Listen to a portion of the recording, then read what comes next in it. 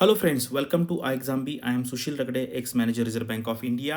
और आज का एक वीडियो जो है वो काफ़ी अलग वीडियो होने वाला है। और ये मैंने इसलिए बनाया है क्योंकि आजकल ना मुझे काफ़ी सारी क्वेरीज आने लगी स्टूडेंट्स की कि उनके पास एक दो तीन चार चार ऑप्शन है और उसमें से उनको सेलेक्ट करना है कि मैं कौन सा जॉब सेलेक्ट करूँ। तो उसके बेसिस पे हम थोड़ा सा डिस्कस करेंगे। और अगर आपको किसी भी एरिया में करियर करना है तो क्या क्या चीज़ें यहाँ पर आपको ध्यान में रखनी पड़ेगी, ये मेरा व्यू है।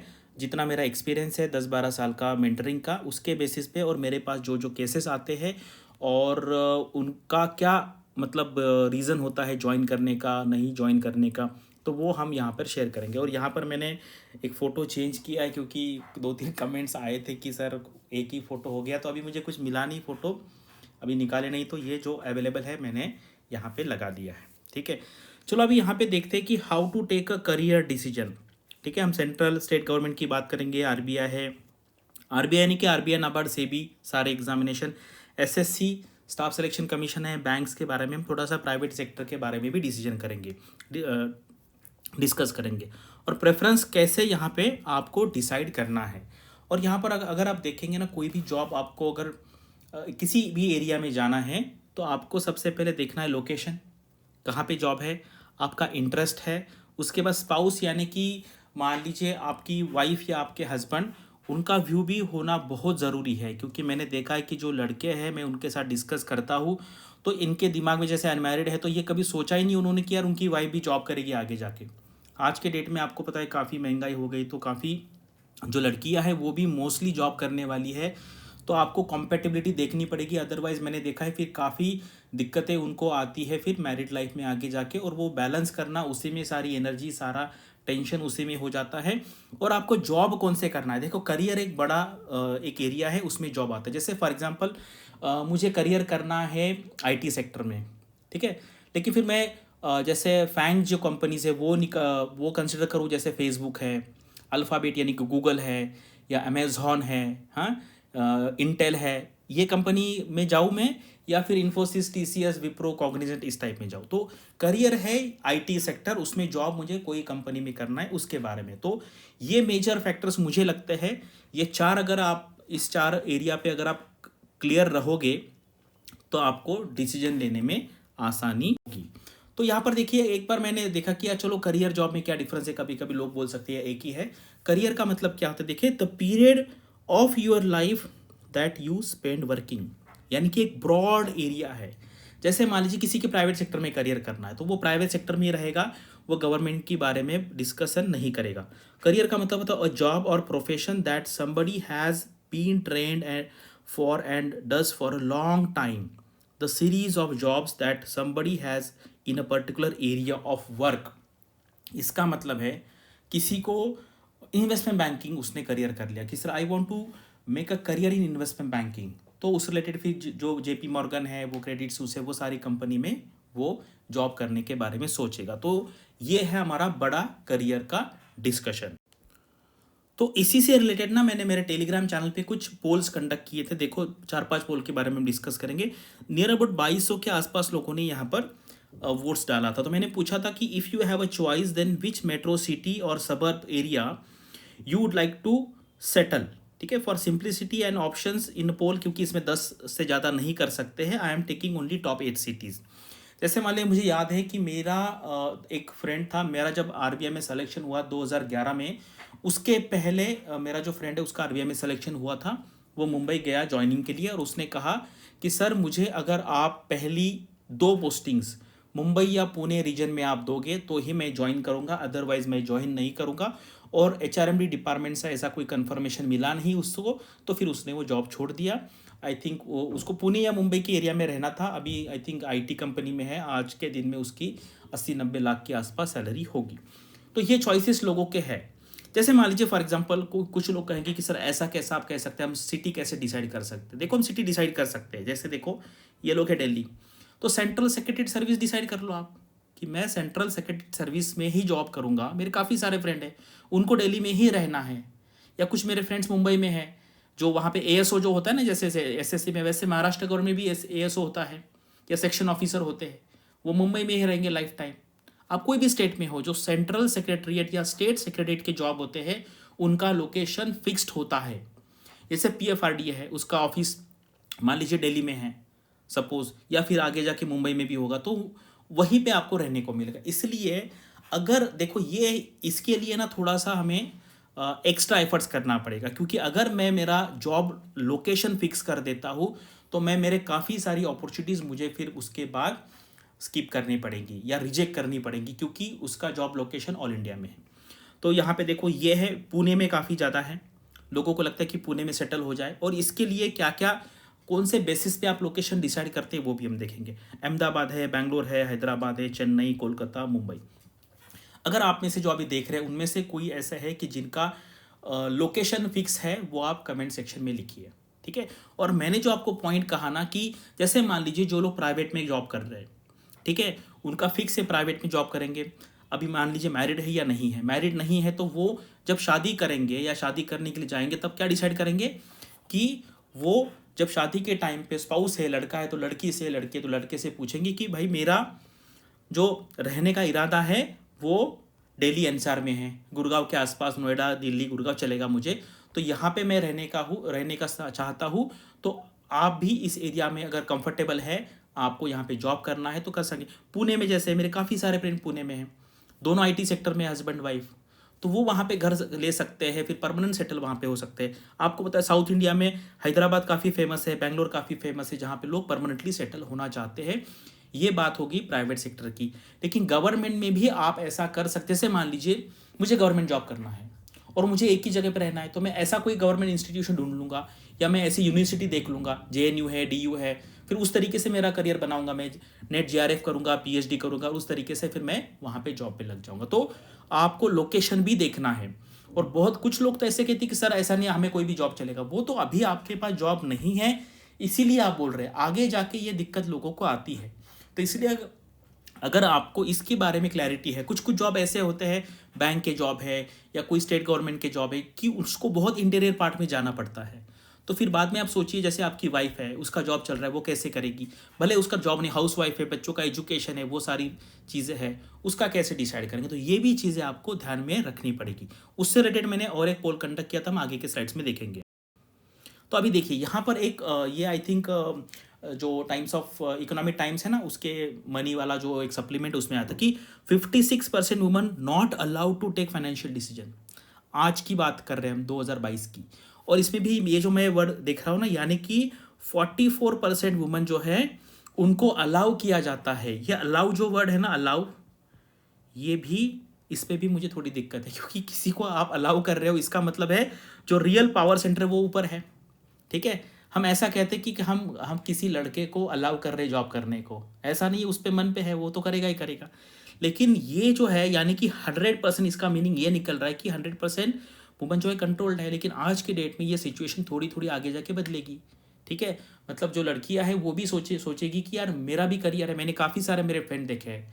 अभी मैं बताऊँ, जैसे मेरा एक फ्रेंड था, मैंने टेलीग्राम पे भी पोस्ट किया था, लिंक्डइन पे भी पोस्ट किया था, उसको यूके में जॉब मिला था, काफ़ी अच्छा जॉब था, 300,000 पाउंड का जॉब था, जो यूके में बहुत अच्छा है। इंडिया में 70 लाख का सैलरी उसका सीटीसी। लेकिन उसकी वाइफ ने कहा कि नहीं, मुझे नहीं फॉरेन जाना है, मुझे यहीं पे रहना है, रिलेटिव्स है, ये है, वो है। और उसको पता था उधर जाने के बाद उसको जॉब नहीं मिलेगा, तो घर पे नहीं बैठना था, तो इसलिए उसने इन्फ्लुएंस किया। तो आगे जाके ये भी है कि अब तक मतलब ऐसा हो रहा था कि इतना रोल नहीं हुआ करता था लेडीज़ का डिसीजन में, लेकिन अभी आगे जाके ये बनेगा। यानी कि जो लड़कियां हैं वो भी करियर के बारे में सोचेगी, तो आगे दिक्कत ना हो। इसलिए आपको स्टार्टिंग से ही ये सारे जो फैक्टर्स है वो आपको डिसाइड करने पड़ेंगे, आपको कंसिडरेशन में लेंगे। तो अभी देखो, ये क्वेश्चन मैंने किया था कि few days before some people including me were discussing how to select a job, this is a little bit different survey. आपको इसमें क्या करना है, ये सर्वे मैंने एक निगेटिवली पूछा था कि आप जब जॉब डिसाइड कर रहे हो, आपको कौन सा जॉब करना है, तो आपने कौन से फैक्टर सेलेक्ट नहीं किए हैं, या आपने इसके बारे में सोचा नहीं है। जैसे जॉब लोकेशन नॉट कंसिडर्ड। आप में से बहुत सारे ऐसे लोग होंगे कि जिनको, अभी देखो, जो हमें नहीं होता है ना, तो हमें चलता है कि यार, मैंने देखा जैसे आरबीआई में है, क्योंकि मैं उस जो ग्रुप है उससे ज़्यादा कैटर कर रहा हूँ 10-12 साल से। तो इनिशियली अगर मैं पूछूंगा, सर मैं कहीं पे भी जॉब करने को रेडी हूँ, नॉर्थ ईस्ट से लेके जम्मू कश्मीर, उसके बाद कन्याकुमारी, कहीं पे भी। लेकिन जब मैं अंदर जाता हूँ ऑर्गेनाइजेशन में, फिर मैं झगड़ने लगता हूँ कि सर मुझे ये चाहिए, प्लीज़ ऐसा कीजिए, सर प्लीज़ वैसा कीजिए। ये सारी जगह पे है। अगर आप आईएएस बनने वाले किसी को पूछेंगे आईएएस आप कहाँ पे करेंगे, आप वो बोलेगा यार आईएएस तो बनने तो दो मुझे, मैं कहाँ पे भी कर लूँगा, किसी भी बैकवर्ड एरिया में कर लूँगा। और जैसे ही उसका आईएएस में सिलेक्शन हो गया, फिर वो दुनिया इधर का उधर कर लेगा उसको अच्छा कैडर मिलने के लिए। आपको पता है कुछ लोग सिर्फ इस पर्पज़ के लिए शादी करते हैं, और ये मैं बोल रहा हूँ, अगर ये गलत है तो आप लिखिए कमेंट सेक्शन में, कि सिर्फ अच्छी पोस्टिंग के लिए लोग टेम्प्ररी शादी कर रहे हैं। क्योंकि आईएएस में एक रूल है कि मान लीजिए कोई ए स्टेट से है और कोई बी स्टेट से है, जैसे मान लीजिए इनका होम टाउन है, ठीक है, मान लीजिए ये बॉय है ये गर्ल है, ठीक है, इनिशियल इसलिए मैं बॉय गर्ल बोल रहा हूँ, इनका ये स्टेट है होम स्टेट, और उनका पोस्टिंग इसको मिला है सी में, इसको मिला है डी में, ठीक है। तो अभी उनको क्या है, ये तो पोस्टिंग अभी उनको मान लीजिए ये पोस्टिंग जो है उनकी पसंदीदा नहीं है और यहाँ पे उनको नहीं मिलेगा चेंज करने के बाद। तो वो क्या कर लेते हैं, फिर कोई अलग स्टेट है ई जो दोनों को कंफर्टेबल है, शादी कर लेंगे और यहाँ पे ट्रांसफ़र करवा लेंगे, टेम्प्ररी शादी कर लेंगे। ऐसे केसेस बहुत सारे हुए हैं। तो मैं ये बोलना चाहता हूँ कि जब तक हमें जॉब नहीं होता है, we are ready to do work anywhere, हम बोलते हैं, लेकिन जैसे ही आपका सिलेक्शन हो जाएगा फिर लोग मिनिस्टर को कॉल करेंगे, इसको करेंगे, ये करेंगे, कुछ भी करने को करेंगे, क्योंकि आपको पता है आईएएस आईपीएस बनने के बाद उसी स्टेट में रहना पड़ता है, फिर बाद में सेंटर में भी आप आ सकते। तो इसीलिए ये जो है ना लोकेशन, जब तक आपको जॉब नहीं, आप बोलेंगे मैं कहीं पे भी करूँगा, लेकिन एक बार सिलेक्शन हो जाता है तो फिर हम कुछ भी कर लेते हैं उस चेंज करने के लिए। Job of spouse not considered, यानी कि अभी आप बिल्कुल नहीं सोच रहे कि मैं आगे जाके शादी करूँगा या शादी करूँगी और फिर मेरे हस्बैंड वाइफ का जॉब कहाँ पे होगा, उससे मुझे क्या दिक्कतें आएंगी, ये लोग बिल्कुल नहीं सोच रहे हैं। चिल्ड्रंस एजुकेशन नॉट कंसिडर, यानी कि मान लीजिए कोई XYZ जॉब में, मैं किसी जॉब का नाम नहीं लूँगा, और उसका पोस्टिंग मान लीजिए आपका अर्बन या सेमी अर्बन एरिया में आएगा, वहाँ पे अच्छे स्कूल्स नहीं है, तो आप क्या करेंगे, फिर फाइनली आपको स्टेट कैपिटल में रहना पड़ता है, बच्चे एंड वाइफ वहाँ पे रहेगी, और फिर आप अप डाउन करते रहेंगे every weekend.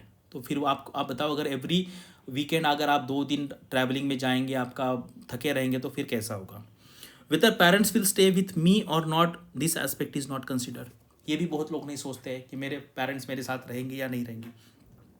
Hospital availability, recreational amenities etcetera not consider, अभी अगर आप देखेंगे तो हम उसको जनरेशन Z कहते हैं, उनको थोड़ा पार्टी बेटी का कल्चर है, एटलीस्ट अभी यंग है, 30 तक तो करेंगे ही करेंगे, तो उनको गांव में रहेंगे, सेमी अर्बन एरिया में रहेंगे तो उनको अच्छा नहीं लगता है, इसलिए वो मेट्रो सिटी में रहते हैं। मेरे काफ़ी सारे फ्रेंड्स जो थे उनको पुणे में रहना था, मुंबई में रहना था, हैदराबाद बेंगलोर में रहना था, नोएडा गुड़गांव में रहना, जहाँ पे पार्टी कल्चर है, क्लब्स है काफ़ी सारे, तो ये भी है। स्पाउस ओपिनियन नॉट कंसिडर, ये भी है कि यार मैं कभी पूछा ही नहीं वाइफ को, या आगे जाके मेरी शादी होगी उसके बारे में सोचा ही नहीं मैंने कि वो भी अगर जॉब करना चाहेगी और मैं किसी एक जॉब में हूँ, मेरा ट्रांसफ़र होता रहेगा 3-4 साल में इधर उधर और रूरल एरिया में, तो फिर हम कैसे मैनेज करेंगे। I just want to job, all this things I am not considering. ये देखो 17% इसमें मैक्सिमम लोग हैं कि यार मुझे अभी जॉब दे दो, मुझे आप कोई भी जॉब दे दो। फिर इसलिए अगर आप देखेंगे ना, बहुत लोग जॉब शिफ्ट कर रहे हैं, आप किसी को भी पूछ लीजिए, क्योंकि मैं इस फील्ड से हूँ, तो बैंकिंग में आप पूछ लीजिए, जितनी जाने की जल्दी है अंदर, डबल स्पीड में बाहर आने की जल्दी है, क्योंकि फिर मैच नहीं हो रहा है, क्योंकि काफ़ी सारे फैक्टर्स बाद में आते हैं, ठीक है। कुछ लोग खुश भी है लेकिन कुछ लोग खुश नहीं भी है।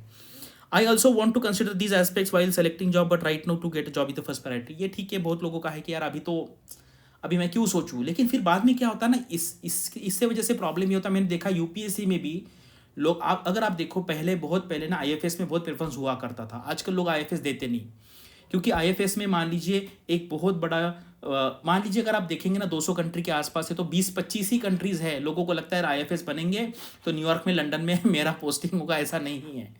बहुत सारी कंट्रीज ऐसी कि 100 के आसपास कंट्री की जहाँ पे कोई जाना नहीं चाहता, और फिर जाने के बाद फ्रस्ट्रेशन आता है। बहुत लोग ऐसे कि यूपीएससी में है, स्टेट पीसीएस में फॉर्म भर देते हैं, लेकिन पता नहीं आगे जाने के बाद यार ये तो मैंने सोचा ही नहीं था, इंक्वायरी नहीं करते हैं, ठीक है। और फिर मैंने ये सोचा था कि ये काफ़ी सारे लोगों ने भी कहा था कि सर आप वीडियो बनाओ, तो इसलिए फिर मैं इसके ऊपर वीडियो बना रहा हूँ, क्योंकि डेली मुझे बहुत क्वेरीज आती है कि कैसे करें, और स्पेसिफिकली लड़कियों को बहुत प्रॉब्लम होता है, क्योंकि फिर बाद में लड़कियां जॉब ज्वाइन करती है एंड देन जब शादी हो जाती है, फिर उसके बाद हस्बैंड का जॉब को प्रायोरिटी दी जाती है, देन उनका फिर करियर फिर छूट जाता है या उनको जॉब छोड़ना पड़ता है, ठीक है। अभी और एक भी यही सेम टाइप का किया था मैंने, ठीक है, 3,300 लोगों ने यहाँ पर किया था। कुछ लोग ऐसे भी है कि जो फॉरेन में सेटल होना चाहते हैं, ऐसा भी लिखा है। अभी ये है, देखो ये भी मैंने किया था कि आप जैसे जो लोग हैं, आप इसमें मुझे बताइए आपको क्या लगता है कि in order of priority of selecting preference of life, आप लाइफ में आपको कुछ किस चीज़ को ज़्यादा प्रेफरेंस, जैसे मेरे केस में मैंने कहा था कि प्लेस ऑफ लिविंग मेरे लिए बहुत इंपॉर्टेंट है। मैंने डिसाइड किया कि मुझे इस प्लेस में रहना है, ठीक है। जैसे आप डिसाइड कर मुंबई में रहना है, फिर मान लीजिए मुंबई में रह गए, उसके बाद सेकंड प्रेफरेंस है लाइफ पार्टनर, फिर वहाँ पे लाइक माइंडेड लाइफ पार्टनर या आपका बॉयफ्रेंड गर्लफ्रेंड कोई है, वो आप डिसाइड कर सकते कि मैं यहाँ पे रहूँगा, then you can search a job, ठीक है। लेकिन अगर आप देखेंगे मैक्सिमम लोगों ने इसको प्रेफरेंस दिया है, क्योंकि अभी आपका करियर स्टार्ट होने वाला है, इसलिए आपको जॉब पहले लगता है, फिर बाद में जॉब, फिर प्लेस ऑफ लिविंग है। यहाँ पे लाइफ पार्टनर बोला है, कुछ लोगों ने ऐसा रिवर्स किया है।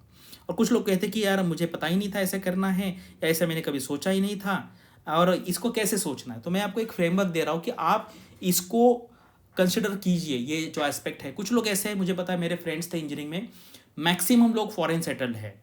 मान लीजिए 50 लोग अगर फॉरेन सेटल्ड है, तो उसमें से नियर अबाउट 60% जो है यूएस में है, उसके बाद कुछ लोग यूके में हैं, फिर कनाडा है, फिर ऑस्ट्रेलिया है, और कुछ एक दो मिडल ईस्ट में भी है, क्योंकि उन्होंने डिसाइड किया था कि उनको इंडिया में रहना नहीं, बाहर ही जाना।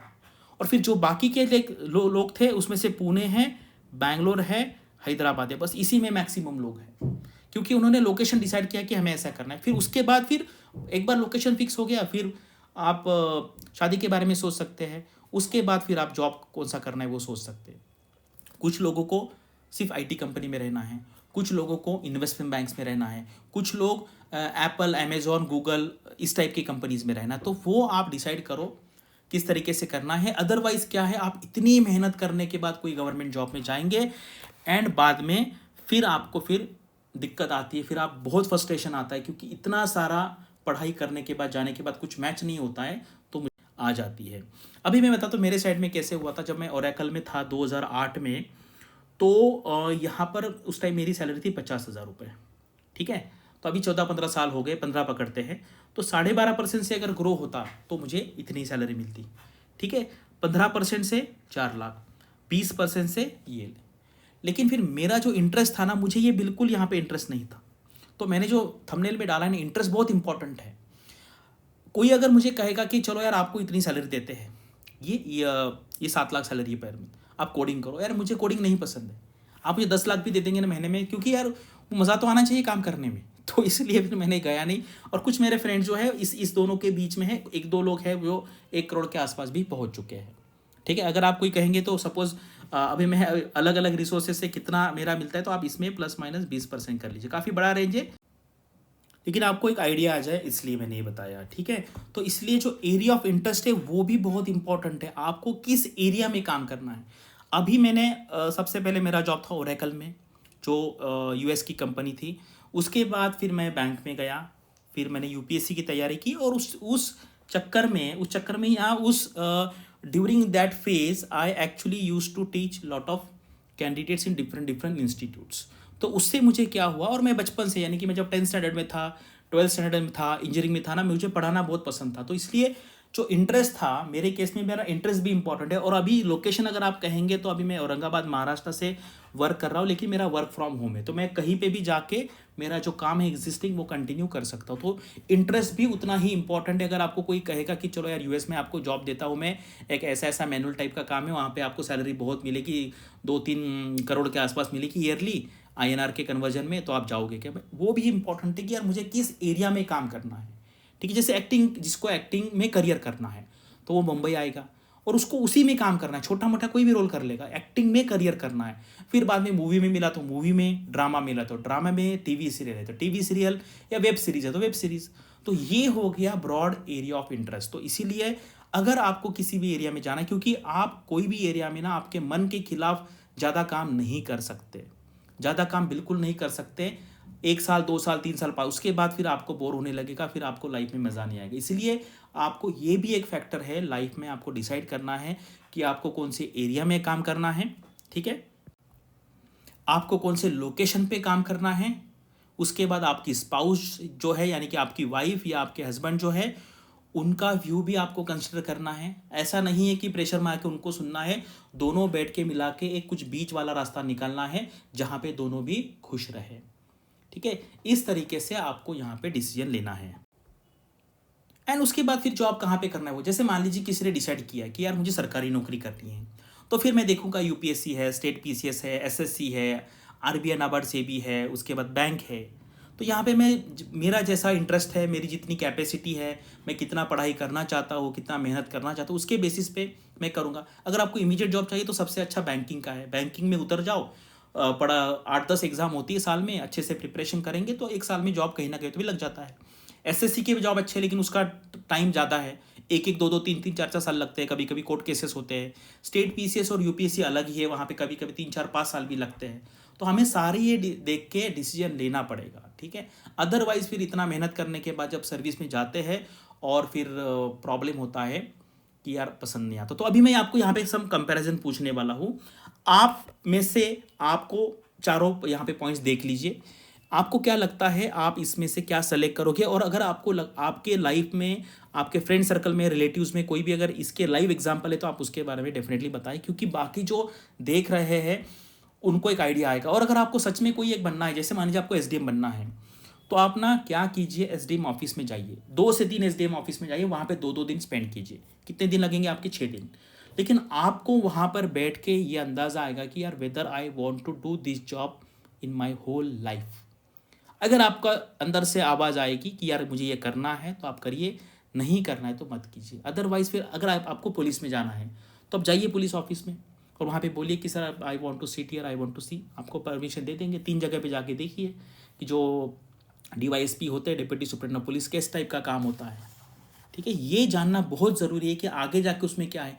5-5 ऑफिसर से मिलिए। अभी लास्ट टाइम ना एक लड़की थी, आई थिंक यूपी की थी, 2019 की बात है, वो एग्जिस्टिंग एसडीएम थी वहाँ पर, ठीक है, एग्जिस्टिंग एसडीएम।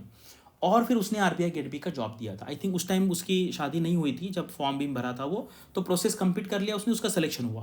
लेकिन उसके हस्बैंड जो थे फिर एग्जीक्यूटिव इंजीनियर थे वहीं पे। तो उन्होंने मुझे फ़ोन किया कि सर ऐसा है। मैंने कहा, सबसे पहला मैंने क्वेश्चन पूछा कि आप मैरिड हो या नहीं हो। उसने कहा मैरिड है। हस्बैंड क्या करते हैं? सर वहाँ पे स्टेट गवर्नमेंट पे ये है। तो फिर मैंने कहा फिर आपको वहीं पे रहना पड़ेगा, क्योंकि अदरवाइज आरबीआई में आएंगे तो ये ऑल इंडिया जॉब है। तो इसलिए फिर उसको वही करना था। लेकिन क्या होता है, कभी कभी हम कन्फर्मेशन के लिए उसने फ़ोन किया। ऐसे काफ़ी सारे एग्जाम्पल्स आते हैं मेरे सामने। और मैंने ये भी देखा है, अभी सदर्न स्टेट में एक लड़का आरबीआई छोड़ के, आई थिंक वो ग्रेड ए था, वहाँ पे एसडीएम बना। और 5-6 साल बाद मुझे फ़ोन आया कि सर मुझे यहाँ पे बहुत प्रेशर, में हैंडल नहीं कर पा रहा हूँ। पैसे तो आपको पता है, पैसे तो वहाँ पे मिलते हैं, लेकिन वो प्रेशर हैंडल नहीं हो रहा है। काफ़ी रिस्की जॉब होता है, आपका सामना काफ़ी अलग अलग लोगों से होता है। तो ये आपको आपकी पर्सनैलिटी, आपका इंटरेस्ट देख के करना है। अब ये 4 सवाल है आपको, आप चारों के चारों जवाब दे सकते हैं आपके अंडरस्टैंडिंग के बेसिस पे, या फिर आपके पास कोई रियल एग्जाम्पल है वो बताइए। जैसे पहला एग्जाम्पल है, आप लिखिए सेक्शन में 1 2 3 4 करके, एसडीएम इन यूपी बिहार। मान लीजिए आप तैयारी कर रहे हैं, ऐसे काफ़ी सारे लोग होते हैं कि आप एसडीएम बन गए, डिप्टी कलेक्टर या sub divisional magistrate in UP और बिहार, और आपको आईआरएस इनकम टैक्स का भी जॉब मिलेगा। तो आप कौन सा सेलेक्ट करोगे और उसका बेसिस क्या होगा वो भी लिखिए। सेकंड है RBI assistant in home town, Patna में रहते हैं आप आरबीआई असिस्टेंट बन गए। तो मान लीजिए अगर आपने प्रमोशन नहीं लिया तो आप लाइफ टाइम वहाँ पे रह सकते हैं, ठीक है। तो अगर प्रमोशन लिया तो फिर बाद में एएम बनने के बाद आपकी ट्रांसफर हो जाएगी। या फिर इनकम टैक्स इंस्पेक्टर इन साउथ सदर्न स्टेट में कोई भी, ठीक है। दोनों में से आप क्या सेलेक्ट करोगे। तीसरा है आरबीआई ग्रेड बी ऑफिसर, या फिर इंडियन सिविल अकाउंट सर्विस। जो यूपीएससी कर रहे हैं उनको पता है आईसीएएस क्या होता है, इंडियन सिविल अकाउंट सर्विस। अगर ये मिलेगी तो हम क्या करेंगे आप दोनों में से। और फोर्थ है SBI PO in east Indian states, eastern side में, जैसे बंगाल है या उड़ीसा है, या आप नॉर्थ ईस्ट के स्टेट भी ले सकते हैं। या फिर आपको यूडीसी मिला होम टाउन में, मान लीजिए आप भोपाल या जयपुर में है, वहाँ पर अपर डिवीजन क्लर्क मिला आपको सेंट्रल जो स्टेट सेक्रेटरीट में, ठीक है। तो आप क्या करोगे। ये 4 ऑप्शन है, आप चारों की भी जवाब दे सकते हैं या किसी एक का दीजिए। लेकिन अगर आपने ये रियल एग्जाम्पल देखे हैं या आप ये दोनों की तैयारी कर रहे हैं, तो आप कौन से बेसिस पे डिसीजन लोगे ये आप मुझे यहाँ पर। और अभी ये इशू को थोड़ा सा सिंप्लीफाई करने के लिए मैंने एक टेलीग्राम का चैनल चालू किया है, वहाँ पर कंपेयर गवर्नमेंट और प्राइवेट जॉब्स के बारे में है ये।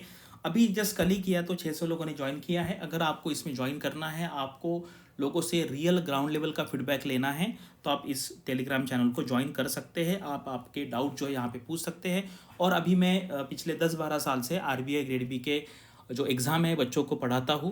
पिछले 10-12 साल में मेरे कम से कम 800 के आसपास स्टूडेंट जो है वो आरबीआई में लग गए एज अ मैनेजर पोस्ट पे। नाबार्ड है, सेबी है, आईआरडीए है, काफ़ी सारे ऑर्गेनाइजेशन में है। और अगर आपको आरबीआई की तैयारी करनी है तो इसका जो प्लान है मैंने डिस्क्रिप्शन बॉक्स में दिया है, आप उसको देख सकते हैं।